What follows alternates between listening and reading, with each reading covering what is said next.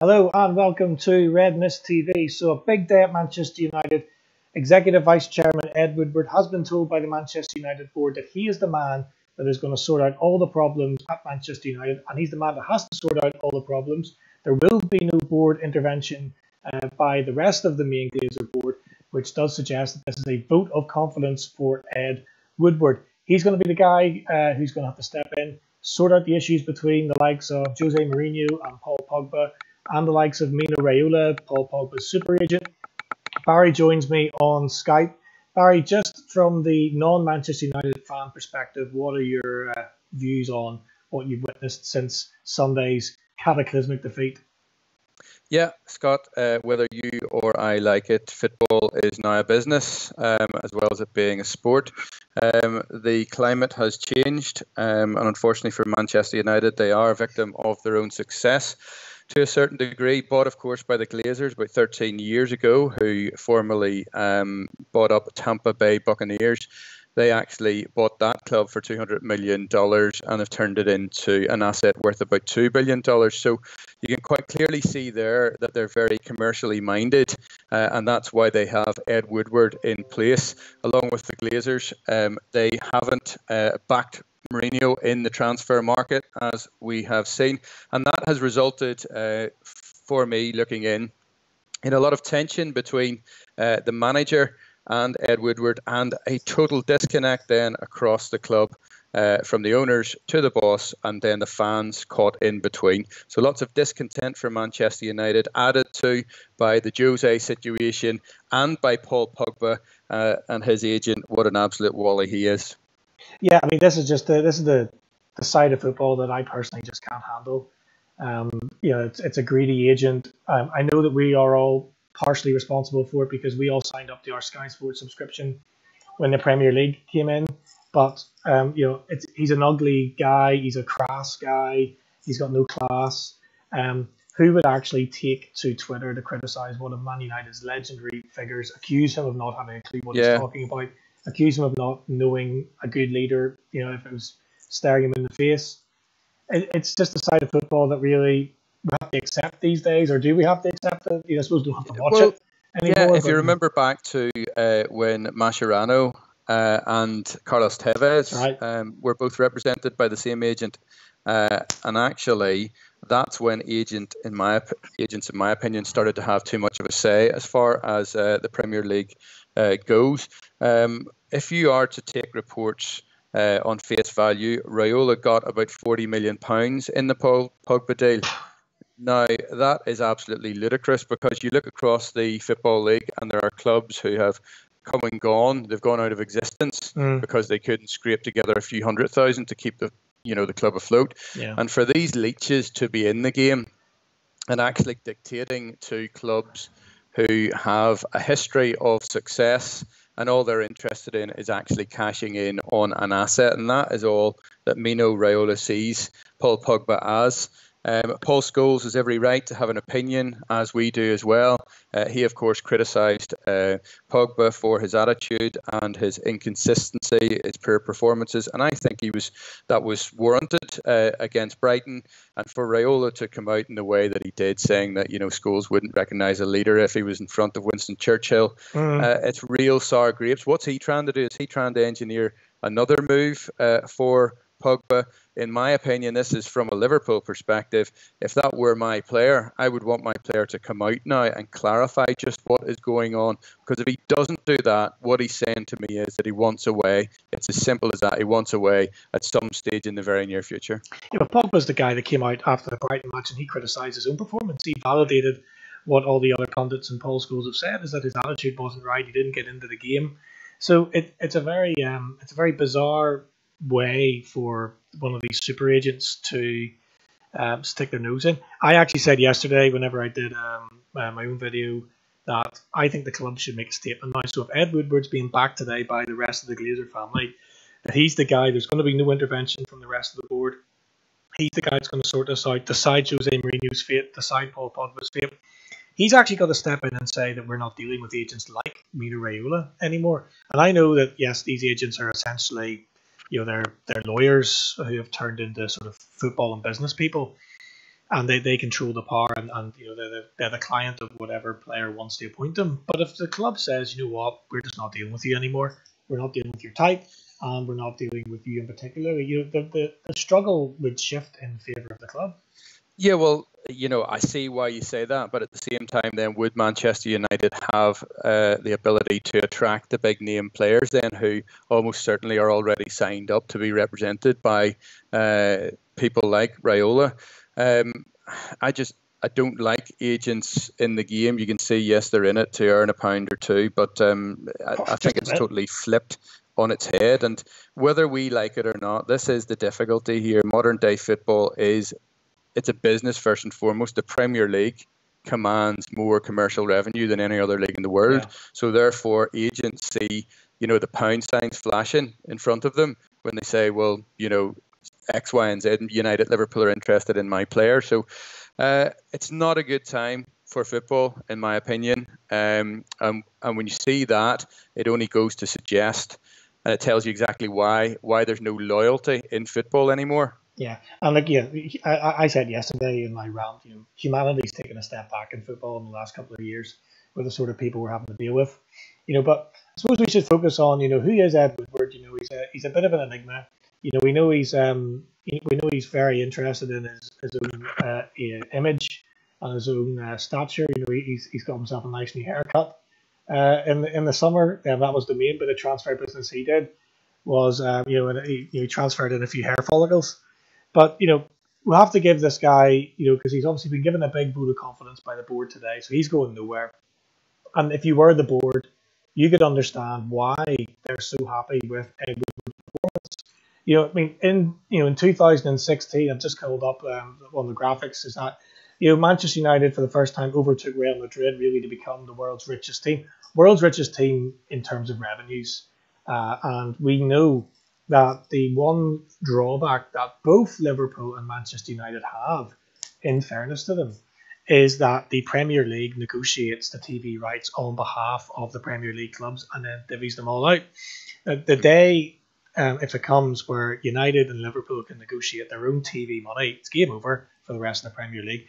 The owners of Manchester City will run for the hills, because with the financial muscle that United and Liverpool, I think, would have, would be a knockout blow.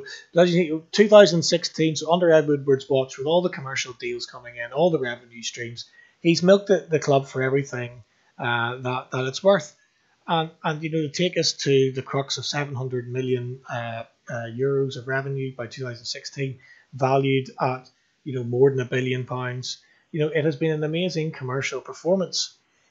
But of course, at that stage, he hasn't really made any inroads into establishing a transfer strategy at the club, nor has he made an inroad into restructuring the club so that the club is in good, safe hands on the pitch. If managers leave, managers like Louis van Gaal, managers like Jose Mourinho, David Moyes came in, changed a whole bunch of stuff, changed the backroom staff, tried to sign Thiago Alcantara, tried to sign Fabregas, ended up going for Marwan Fellaini. Somehow, my God, two other managers have continued to deploy him. But in terms of the commercial performance, the guy has done a good job. And if we actually look at the way that revenues have been brought into Manchester United, 10 years ago in 2006, or just over 10 years ago, commercial sponsorships only accounted for about a quarter of Manchester United's revenues. But if we look at today, we can see that over half of Manchester United's revenues are coming from the deals that Ed Woodward is getting done. 27% on broadcasting. I would imagine that stayed pretty static in the last 10 years, because although the revenues have come up from the Premier League, the way it's split out and divvied out has remained the same. And match day revenue, Manchester United haven't increased the size of Old Trafford, nor have the ticket prices really gone up in the last few years. So in terms of Ed Woodward, his performance off the pitch has been magnificent. But, but it's in the transfer market that he can really be scrutinised. Well, he can, but it's down to how the Glazers and ultimately who actually is the head honcho at the club. If it is the Glazers and they base success on, revenue, well, he's doing extremely well. What we don't need to forget is that since Fergie actually left, United have spent £775 million on players. So I think the real change in approach, and again, it's not a full-on strategy because that's what they're lacking, and that's why I think that they do need to bring in a sporting director. It has happened over the watch of Jose Mourinho, and I think the fact that he gave in, 5 names, 5 aspirational targets for United to bring in this summer. In years gone by, he might have got 1 or 2 of those as a luxury, as the Glazers endorsing, their money being spent. But I just get the feeling that Manchester United know that Jose isn't necessarily here for the long term.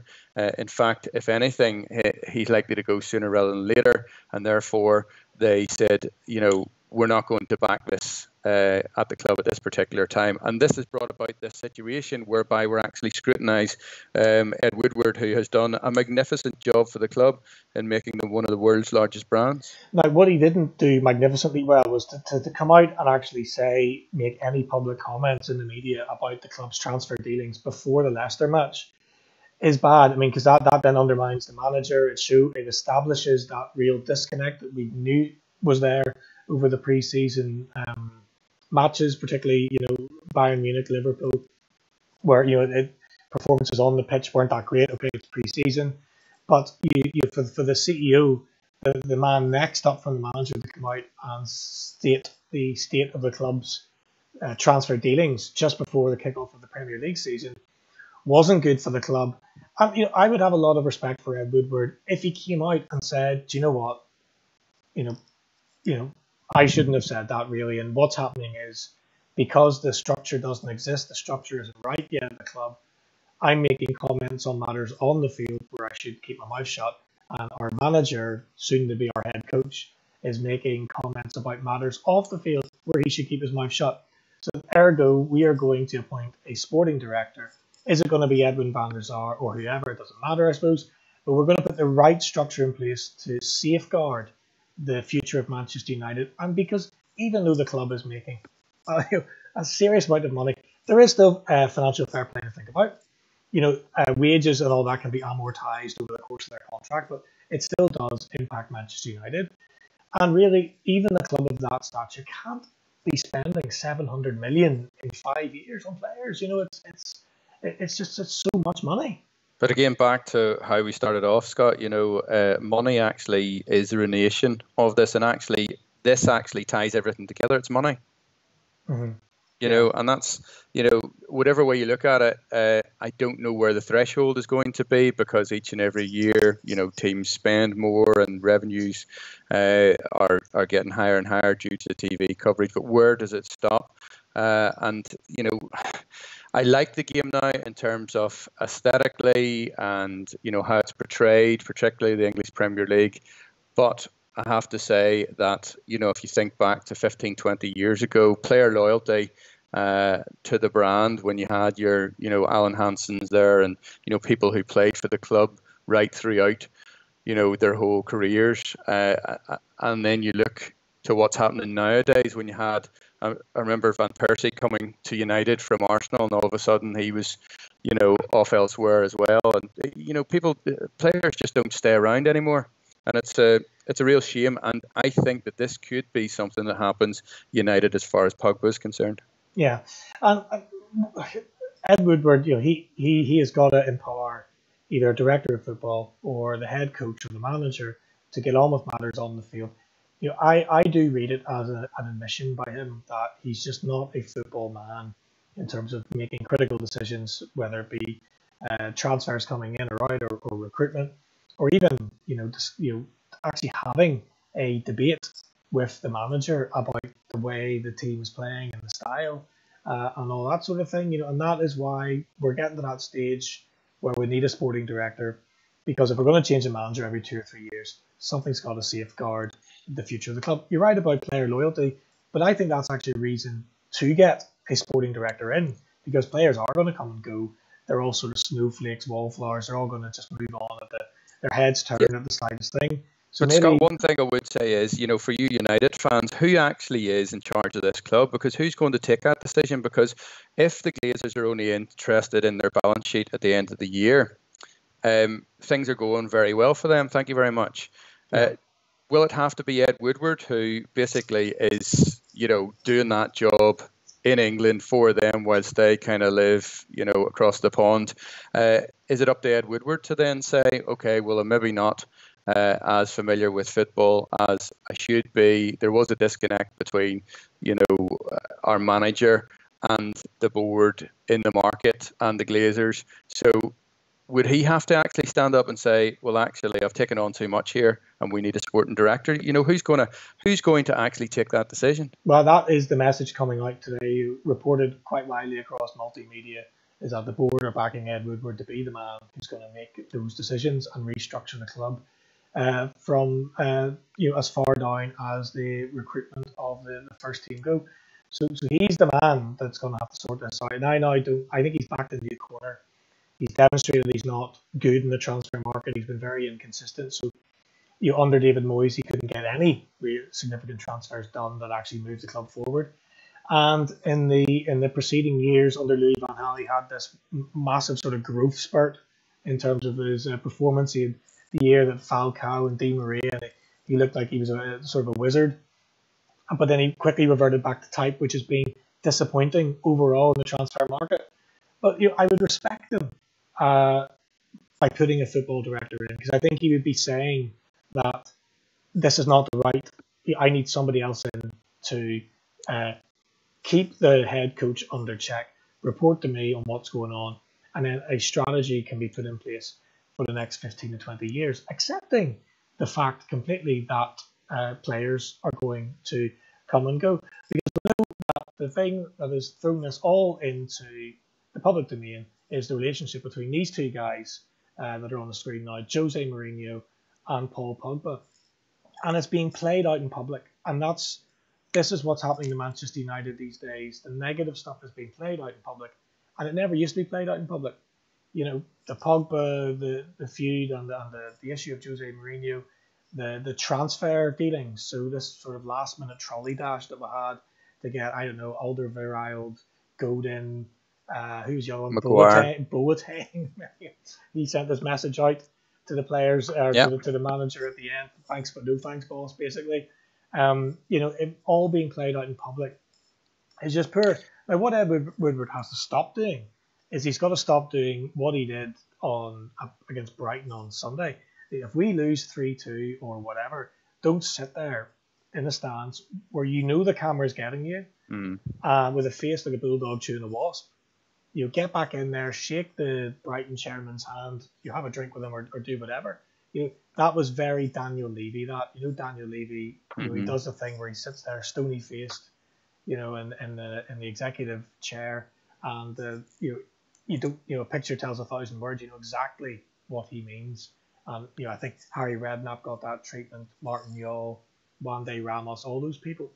That's not Manchester United. There's no class to that whatsoever. So Woodward is a bit of an enigma for me. Yeah, and when you look at it, you've talked there about how the board have endorsed Woodward to make these decisions, but at the end of the day, I still think there's a pride element here, and he has so many strings to his bow that he's obviously one or two have broken now in terms of we're seeing chinks in his armor about how he went about the transfer dealings. And actually, by bringing somebody else in, it's my opinion that he's actually admitting defeat to a certain degree, that he hasn't been able to manage, Jose. He hasn't been able to bring off the big coups, but then at the same time, he's still placating the Glazers back in the US. So, for him, it's a difficult job to do and to win on all corners at all times. So maybe this is the correct time to bring somebody in to take the heat off. I think I agree with you to a point where he is admitting defeat, that he can't manage the manager. He's not sure if the manager's the right guy for the job anymore. I think that's the underlying tone. But he's admitting defeat, but I actually think it's a sort of victory for the club, because if he admits defeat, he gets on with his job off the pitch, continues to drive the revenues of the club forward. But he admits, I'm not a football man. So you see when Jose Mourinho's telling me, I need Toby Alderweireld and I need Harry Maguire, is that his message back to Jose Mourinho is, well, hang on a minute, you've bought Victor Bailly and you've got Victor Lindelof and Eric Bailly, and what happened to the concept of you being a head coach and you improving the players that we have already? So maybe he's saying we're not sure about this guy anymore. 2 years ago, he wanted to buy Ibrahimovic and that looked cool, and but we're just not sure anymore. So we're going to put someone in a director of football position that's going to be accountable for player recruitment, manager recruitment, coaching teams recruitment. Jose Mourinho is a coach. He better well get on and bloody well coach the players, set the team up properly, get some good results, and start improving things. Very much so. Yeah, watch this space. Yeah, so tell me, Basil, what's going on on the other side of the M62? We're enjoying life at Liverpool. We are indeed. I just caught up with some pictures from Liverpool training today. All smiles right around the ground, as you would think after 2 wins in our first 2 games. So everything going well. Karius, his transfer to Besiktas is all but sealed. That, of course, I think is on loan. So it appears Mignolet will be the backup to Alisson. But no, I'm buoyed, as are a lot of the fans who have been interacting with our social media today, the Liverpool fans, that is. Although some pretty, words of, I suppose, warning from the manager. We kind of stuttered over the line against Crystal Palace on Monday. And I suppose one thing I'll say about that is, in years gone by, we may well have conceded late on and have been, presented with a very different issue insofar as would have dropped 2 points. But Klopp is wanting us to attack more, and I like that. He's definitely got plenty of attacking prowess. He wants particularly the 2 fullbacks to get forward, and something that you and I mentioned the other night, and I think we were in agreement, as in Mo Salah. I just don't think the real Mo Salah has returned to Liverpool just yet. That's a bit controversial, I know, but there were a couple of times when he had the ball, particularly on his left foot, and he just seems to be that bit off the pace. So much more to come from Mo Salah, but all things good for Liverpool, for Klopp, and let's just see how many points that we can pull away from you. So look, guys, thanks for watching this today. Remember, we're live on YouTube, so comment on the video below. If you like what you see, please like the video and subscribe to our YouTube channel. And don't forget to head over to our Facebook page, because we have a competition running for the month of August where you can win a replica grade Manchester United or Liverpool shirt, personalised to your choosing. But look, please subscribe to the channel below. We are, if you're joining Redness TV for the first time, we're 2 fans of Premier League football from Northern Ireland, 1 Man United fan and 1 Liverpool fan. We're coming at it from a bit of a different angle. No clickbait, no fake news, just genuine fan debate. We want to build as big a Manchester United and Liverpool fan community as we can. But guys, we'll be back tomorrow with another video, and have a great evening.